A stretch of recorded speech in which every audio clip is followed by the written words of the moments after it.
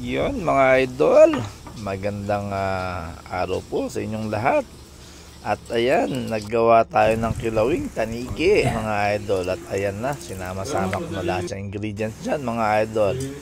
Meron silang sibuyas, merong itlog na pula, pipino, pepper. Ayan, nilagyan natin ng konting evaporated at saka yung kalamansi mga idol.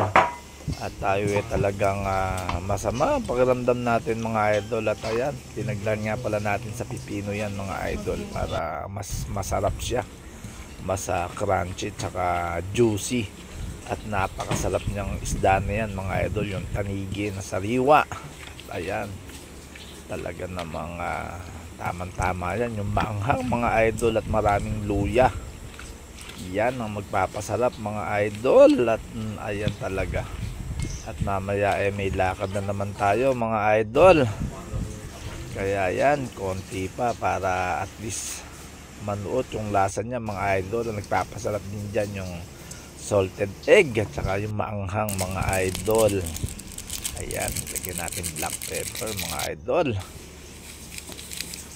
Konting pampalasa. At ayan na po ang finished product mga idol. Talaga naman magdala na kayo ng wataw at talagang pag natikman nyo yan, panalong panalo.